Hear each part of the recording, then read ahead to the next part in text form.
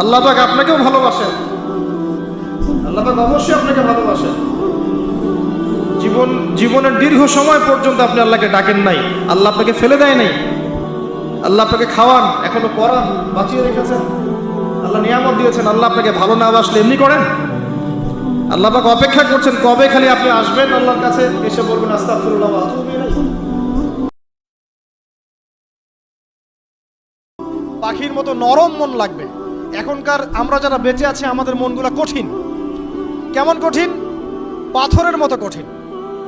আমরা যখন দেখি একটা মাইয়েতকে নিয়ে যাওয়া হচ্ছে জানাজায়, আমাদের কোনো ফিলিংস কাজ করে না।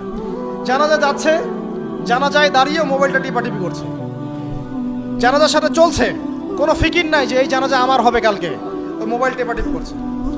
আমি এমনও দেখেছি, দাফন করা হলো মাইয়েতকে, দাফন করার পরে চারপাশে মানুষ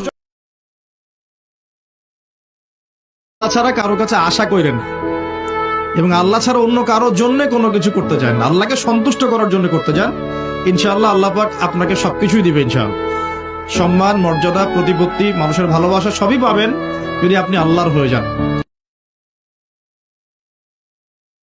রমজান মাস পেলেই গুনাহ মাফ করানোর চেষ্টা করতে হবে। অতএব রমজান মাসে আজে বাজে কোনো কাজের দিকে মনোযোগী হবেন না। প্রস্তুতি নেন, সামনে রমজান আসছে ইনশাআল্লাহ। নিজের কাজগুলোকে গুটিয়ে নেন, পড়াশোনা গুটিয়ে নেন, বাজারঘাট গুটিয়ে নেন। রমজান মাসে যেন এত ব্যস্ততা না থাকে, ফ্রি থাকেন, রিল্যাক্স, খালি ইবাদত বেশি বেশি করবেন ইনশাআল্লাহ।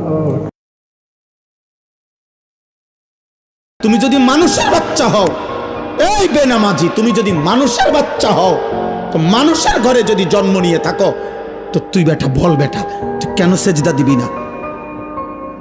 এই নাফরমান, বল বেটা আল্লাহর গোলামি কেন করবি না নাফরমান? বলেন।